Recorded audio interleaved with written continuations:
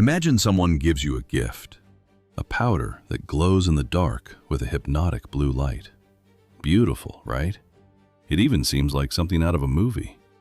Now imagine you rub that powder on your skin, show it to your friends, give it to your daughter to play with, and without knowing it, without feeling absolutely anything, you have just signed the death warrant of the person you love most. 40 days later, you bury her. This is not fiction. It happened in Brazil, in Goiânia, Goiás, in September 1987. Today, we are going to reconstruct, step by step, how the victims of the worst radiological accident in world history outside nuclear power plants died. And I need to warn you, the details are disturbing because radiation does not kill all at once. It kills slowly, cell by cell, organ by organ, and worst of all, without the victim realizing it, until it is far too late. It is good for us to be together as we examine this topic. I hope you're doing well. The blue glow of death. To understand how these people died, we need to go back to September 13th, 1987. On that date, two scrap collectors, Roberto dos Santos Alves and Wagner Mota Pereira, entered an abandoned radiotherapy clinic on Paranaíba Avenue in downtown Goiânia. But wait, before I go on, I need to explain something. This clinic, the Goiás Institute of Radiotherapy, had not been abandoned the week before. It had been shut down since 1985, 2 years, whole years, with a radiotherapy machine containing highly radioactive material left inside, with no security, no warning signs, no protection at all. The door did not even have a proper lock. And do you know who was responsible for that? The doctors who owned the clinic, Carlos de Figueiredo Bezerril, Ivo Alves Teixeira, and Cridade de Castro Dourado. They simply moved to a new address and left the radioactive source behind as if it were an old sofa. Except it was not a sofa. It was a capsule containing 19.26 grams of cesium-137 chloride, capable of contaminating an entire city. Well, going back to the scavengers, Roberto and Wagner were looking for scrap, metal to sell. And in there, in the middle of the rubble, they found a cylinder of lead and steel weighing about 98 kilograms. It looked valuable. The two of them hauled the piece in a wheelbarrow to Roberto's house and started breaking it apart with sledgehammer blows. But that cylinder was not just any piece of scrap. It was the head of the teletherapy machine. Inside it, protected by layers of steel, lead, and iridium, there was a sealed capsule containing cesium-137. To give you an idea of what we're talking about, the radioactivity of that capsule was 50.9 terabecquerels, the equivalent of 1,375 curies. It was as if every gram of that powder were a microscopic bomb, firing invisible particles that destroy the DNA in your cells. And the half-life of cesium-137, in other words, the time it takes for half of its radiation to decrease, is approximately 30 years. That means that powder will remain dangerous for about 300 years. The two scavengers took the device apart, and on the 15th of September, they sold it to Dever Alves Ferreira's scrapyard in central Goiânia. Dever asked two employees, Israel Batista and Admilson Alves, to remove the lead that enclosed the source, and they did it with their bare hands. When night fell, Dever passed through the scrapyard and saw something that left him motionless. The powder inside the opened capsule was glowing, an intense, hypnotic blue, unlike anything he had ever seen in his life. That glow was caused by a physical phenomenon. The radiation excited the atoms in the surrounding air, and the moisture absorbed by the cesium salt produced a luminescence visible in the dark. It was beautiful, and it was the most dangerous thing he could have touched. Dever was so fascinated that he took the material into his house. He showed it to his wife, Maria Gabriela, to friends and to relatives. He handed out fragments the size of rice grains as if they were precious stones. People rubbed them on their skin as if it were carnival glitter, put them in their pockets, and took them home. A neighbor, Santana, also received fragments. Devere's brother, Ivo Alves Ferreira, visited the scrapyard and was equally fascinated. He stuck a screwdriver into the capsule, took out some of the powder, wrapped it in paper, and took it home. When he got there, he placed it on the floor of the children's bedroom. And so, with no alarm and no warning, the contamination spread like an invisible trail through entire neighborhoods of Goiânia. 16 days passed, from the 13th to the 29th of September, before someone finally suspected that that mesmerizing powder was the cause of it all. And who was that person? It was Devere's wife, Maria Gabriela Ferreira. She was the one who put the pieces together. Devere lost all the hair on his body. His teeth began to soften. He could no longer taste his food. Salt and sugar tasted the same. He swelled up. He could barely walk. And Maria Gabriela kept repeating, "It's this thing that's making us sick." But Devere didn't believe her. He loved that capsule. On September 29th, Maria Gabriela took pieces of the material, put them in a bag, and personally went to Goiânia's health surveillance department. Geraldo Guilherme da Silva Pontes, a neighbor, helped her carry the bag. He rested it on his shoulder and was left with a permanent scar where the material touched him. That was when the alarm was raised. The National Nuclear Energy Commission was called in, and then chaos set in. More than 112,000 people were taken to Goiânia's Olympic Stadium to be screened. Of those, 249 showed significant contamination. 129 needed ongoing medical monitoring. 49 were hospitalized. 20 needed intensive treatment. And the most serious cases were flown to the Marcílio Dias Naval Hospital in Rio de Janeiro. But for many people, it was already too late. The damage had already been done. The radiation was already inside their bodies, and nothing could completely remove it. How did the radiation kill each of them? Case 1. Lede das Neves Ferreira, 6 years old. And here's the most painful part of this story. Lede das Neves Ferreira was the daughter of Ivo Alves Ferreira, Devere's brother. She was only 6 years old. She was a kind, outgoing little girl, full of dreams. Her mother, Lourdes, said she kept wanting to take pictures of her daughter before she started losing her baby teeth. "I want to take lots of pictures of you before you start losing your first little teeth," she would say. She never got to see that happen. On September 24th, her father, Ivo, brought that shiny powder home and placed it on a piece of paper on the floor of the children's bedroom, just to look at it. He thought it was beautiful and had no idea what it was. Lida was fascinated. When her aunt, Luzia Odette, who lived in the back of the property, came by to visit, Lida turned off the bedroom light and said with all the innocence in the world, "Auntie, come see the little glowing stone Daddy brought." Luzia said it shone as if it were giving off rays. According to her aunt, she never forgot that sentence. But Lide did not just look at it. She played with the powder, rubbed it on her hands and body, thought it was some kind of magic stone, and then went to dinner. She sat at the table, picked up a boiled egg, and ate it with her hands, dirty with cesium-137. The radioactive powder, mixed with the moisture on her hands, ran onto the food as she ate. That detail, recorded in the forensic reports, shows the level of contamination that child's body was subjected to. She ingested the cesium directly. Hours later, the first symptoms appeared: violent nausea, vomiting, diarrhea, dizziness. For a 6-year-old child, her body simply could not fight it off. And here I need to explain what happens when radiation enters the human body, because that is what killed Lida and all the other victims. When you ingest or have prolonged contact with cesium-137, ionizing radiation begins to destroy your cells from the inside. And cesium has an especially treacherous characteristic. In the body, it behaves like potassium, the mineral that cells naturally absorb.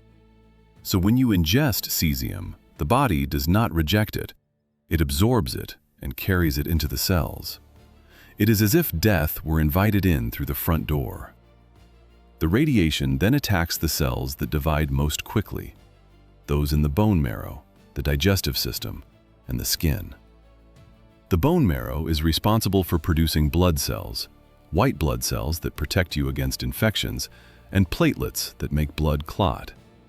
When the marrow is destroyed, the body is left without defenses and without the ability to stop bleeding. Imagine that every cell in your body is a factory. It has an instruction manual, the DNA, which says exactly what to do, how to divide, and how to function. When ionizing radiation hits a cell, it is as if someone tore random pages out of that manual. If only a few pages are damaged, the factory can improvise. But if many are destroyed, the factory starts producing the wrong things or simply stops. Lydie was admitted to the Marcílio Dias Naval Hospital in Rio de Janeiro, a leading center for the treatment of nuclear accidents. The doctors tried to use Prussian blue, a chemical pigment discovered at the beginning of the 16th century that works like a sponge. It binds to cesium particles in the intestines and helps eliminate them before the body absorbs them. But once the damage is already done, once the bone marrow has already been destroyed, there is no antidote that can reverse it. Lydie's body was already deeply compromised. The contamination was so severe that she herself was considered a human source of radiation. The staff treating her had to use special protective equipment just to enter the room. On the 23rd of October, 1987, exactly 1 month after contact with the cesium, Lydie died from hemorrhaging in multiple organs. Her body simply could no longer hold the blood in. Every vessel, every tissue had been damaged by the radiation. She was bleeding inside and out, and there was nothing more the doctors could do. And here comes the part you may not be ready to hear. Lydie's body was still emitting radiation even after death. She could not be buried like any other person. Her coffin was made of lead and weighed 700 kilograms. It had to be hoisted by a crane to the grave at Parque Cemetery in Goiânia. Even so, more than 2,000 people went to the cemetery to stop the burial. They threw stones and bricks and blocked the entrance with their own bodies. The panic was so great that no one wanted that body near their families, near their loved ones. People feared that the radiation would contaminate the soil, the water, the entire cemetery. Lourdes, the mother, arrived at the wake alone. Her husband, Ivo, was still hospitalized in Rio de Janeiro, and she, devastated by grief, could not even bring herself to go near her daughter's coffin at first. Only after the state's First Lady, Sonia Santillo, personally went to appeal to the furious crowd, was Lourdes able to say goodbye. After the burial, the graves were sealed with concrete to prevent any risk of future contamination. Leyde was 6 years old. Her mother says that even today, almost 40 years later, she still wakes up wanting to hug her daughter. The new house was never complete, Lourdes says. Something was always missing. She was missing. Case 2. Maria Gabriela Ferreira, 37 years old. Before we continue, we want to make sure you're following along and enjoying the content so far. Comment the phrase, "I want more stories." It only takes a moment, and it helps our video reach more people. Your comment may even be pinned to show that you were here. Now, let's continue the story. Maria Gabriela was Dever's wife, the owner of the scrapyard. Ironically, she was the one who saved hundreds of lives, perhaps thousands. It was Maria Gabriela who recognized the connection between the glowing powder and the illnesses, and who had the courage to pick up that material and take it to the health authorities. But when she did that, on September 29th, it was already too late for her own body. Maria Gabriela had been exposed to cesium since September 15th, when the powder entered their home. For 14 days, she lived in direct contact with the radioactive material. Without knowing it, she slept, ate, and lived beside a source of lethal radiation. The powder was on the table where she prepared meals. It was in the bedroom where she slept. It was everywhere. Her symptoms followed the same terrible pattern. First came the constant nausea and vomiting, then unexplained burns on her skin, her hair falling out in clumps, and a dramatic drop in her blood cell counts. Her bone marrow stopped functioning. Without white blood cells, her body became completely vulnerable to any bacteria, any virus. Without platelets, any bleeding, no matter how slight, became potentially fatal. Acute radiation syndrome has a cruel characteristic. After the initial symptoms, there is a period called the latent phase, when the patient seems to improve. The vomiting eases and the person feels a little better. This lasts for a few days, sometimes up to 2 weeks, and the person thinks they are recovering. But in fact, it is during this period that the bone marrow is being silently destroyed. And when the final phase arrives, it arrives in full force. Uncontrolled infections, internal bleeding, organ failure. Maria Gabriela died on the same day as Lida, on October 23, 1987, also at Marcílio Dias Hospital in Rio de Janeiro. Aunt and niece passed away on the same day. They were 37 and 6 years old, respectively. She was buried in the same cemetery, in the same kind of 700-kilogram lead coffin, facing the same furious crowd that tried to stop the burial. The woman who saved Goiânia did not even get a peaceful burial. Israel Batista dos Santos, 22 years old. Israel worked at Dever's scrapyard. He was 22. He was one of the people Dever asked to dismantle the capsule and remove the lead shielding the radioactive source.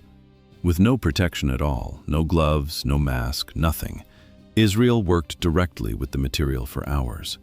His hands were in prolonged contact with cesium-137. He held it, scraped it, handled that material with the same ease as someone working with any piece of metal. When the symptoms appeared, the nausea, the vomiting, the burns on his hands and arms, Israel did not know what was happening. Nobody did. People went to the doctor and came home with diagnoses of allergies, food poisoning, anything except the truth. It was only when the alert was raised on September 29th that Israel was referred for treatment. After being transferred to Marcílio Dias Hospital, doctors found that the level of contamination was extremely high. The radiation had already destroyed much of his bone marrow. There was no way to reverse it. Israel died on October 27, 1987, 4 days after Leda and Maria Gabriela. The official cause was a generalized infection, septicemia. With no immune system, with no white blood cells to fight, his body gave in to bacteria that any healthy person would have fought off without even noticing. An infection that you or I would have treated with a simple antibiotic killed a 22-year-old man because the radiation had stripped away all the defenses in his body. Case 4. Edmilson Alves de Souza, 18 years old. Edmilson was the youngest among Dever's workers. He had just turned 18. He also took part in dismantling the capsule, working side by side with Israel. Like Israel, Edmilson handled the cesium with his bare hands, with no idea of the danger. And like Israel, his body began to show signs just a few days later. Unexplained burns on his hands, constant nausea, extreme weakness, a fatigue that would not go away no matter how much he rested. He was transferred to Rio de Janeiro along with the other most seriously affected victims. The doctors tried everything. They administered Prussian blue to try to bind the cesium still in his system. They gave him blood transfusions to make up for what his bone marrow was no longer producing. They used powerful antibiotics to fight the infections that his body, now defenseless, could no longer face on its own. But the dose of radiation Edmilson received was simply too high. By that point, the doctors knew they were racing against time and losing. Edmilson died on October 28, 1987, 1 day after Israel, also from a generalized infection. 2 young men, because at 18 and 22 they were practically still boys, who died because they dismantled a piece of metal without knowing it carried invisible death inside it. And there is one painful detail here. In one of the accounts from other hospitalized patients, there is mention that even in the hospital, even while dying, some of the victims were not fully aware of how serious it was. One of the patients, according to reports from the time, kept calculating how much money he would receive in compensation, while the others prayed. Radiation was killing the body, but some minds still clung to life however they could. Those were the 4 official deaths. 4 people who died in October 1987, all from complications of acute radiation syndrome. But the story did not end there. And this is where perhaps the most distressing part of all begins. Because radiation does not kill only in the moment. It plants seeds of destruction that take years, sometimes decades, to germinate. And those seeds germinated in many people.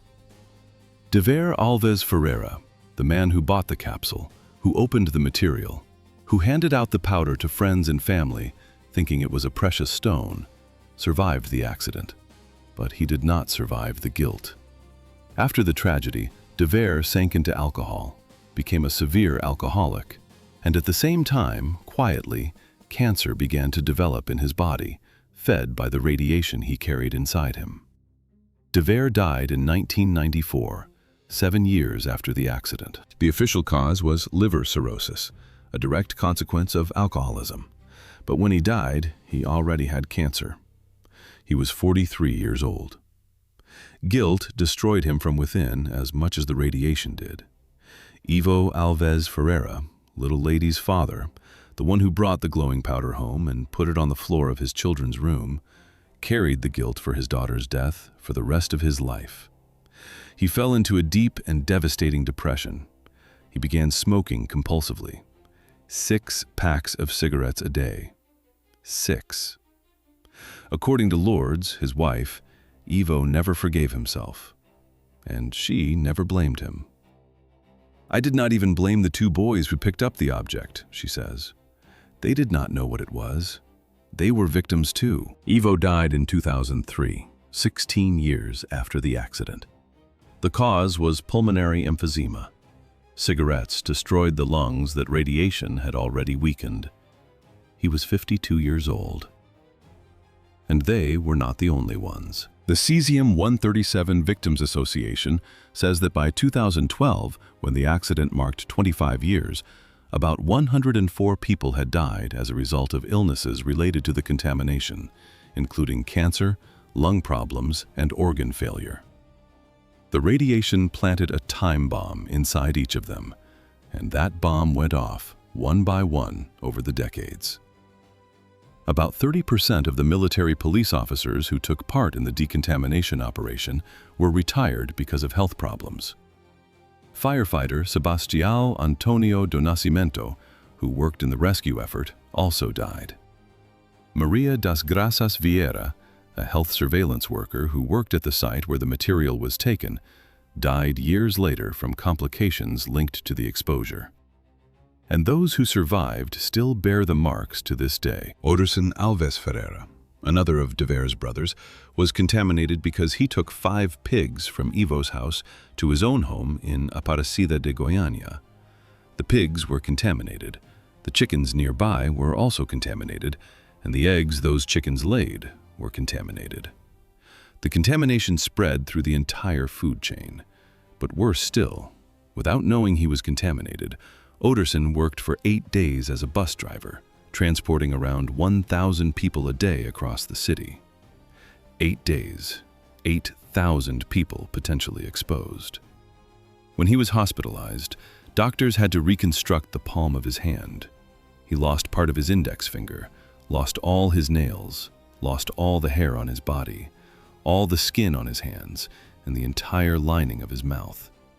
Today, nearly 40 years later, Oderson has become an activist for the rights of the victims and continues to fight, because many of them still do not receive the medication and follow-up care they should receive by law. More than 1,000 people still receive medical follow-up at the Center for Assistance to Radiation Accident Victims. 1,000 people, nearly 4 decades later.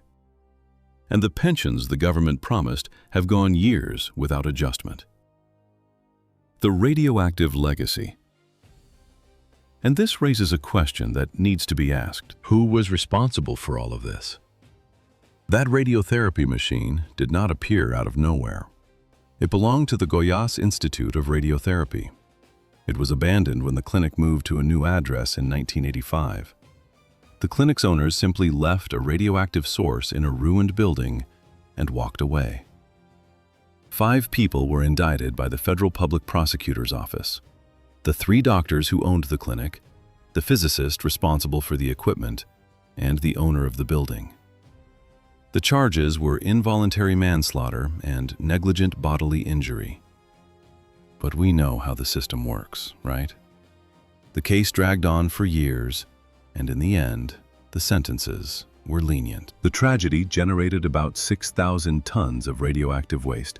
6,000 tons. Clothes, furniture, dead animals, contaminated soil, cars. Everything was removed and buried in a special repository built by the National Nuclear Energy Commission in Abadia de Goiás, 20 kilometers from Goiânia. This material is stored in extremely durable concrete containers, designed to last at least 300 years. The time needed for the radioactivity of cesium to fall to safe levels: 300 years. To put that in perspective, 300 years ago, in 1726, Brazil was still a colony of Portugal. By the time this radioactive waste finally stops being dangerous, the world will be so different from ours that we can barely imagine it. Dever and Maria Gabriela's house was demolished and turned into radioactive waste. Ivo and Lourdes' house was demolished. Everything those families had built over a lifetime became nuclear waste. Lourdes was given a house by the government in Aparecida de Goiânia and started over from scratch. But the new house was never complete. As she repeats, it was missing her. And perhaps the most invisible consequence of all was the prejudice.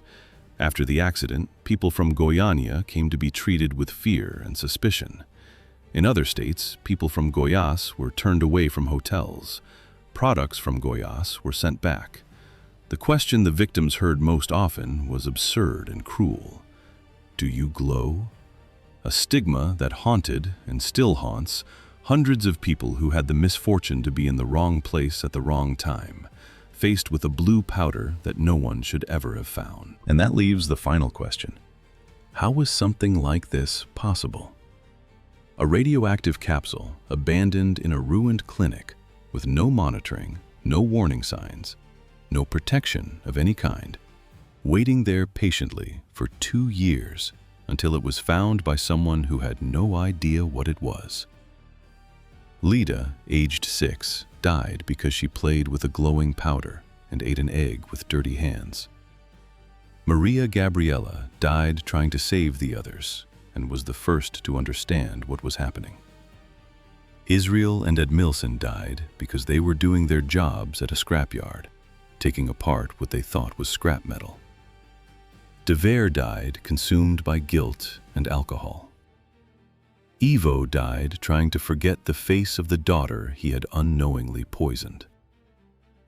And more than 100 people died in the years that followed, carrying inside their bodies the invisible seeds of radiation no one had warned them existed. The CÉSIO-137 tragedy in Goiânia was not a nuclear accident in the way we usually imagine one. There was no explosion, no mushroom cloud, no sirens. It was something far quieter. It was a blue powder that glowed in the dark, beautiful enough to enchant a child, deadly enough to destroy hundreds of lives, and invisible enough for 16 days to pass before anyone realized that death was right there in the middle of the room, glowing. And that is perhaps the most terrifying lesson of this story. Sometimes the greatest danger is the one we cannot see, the one that seems harmless, the one that shines. And what do you think about this subject?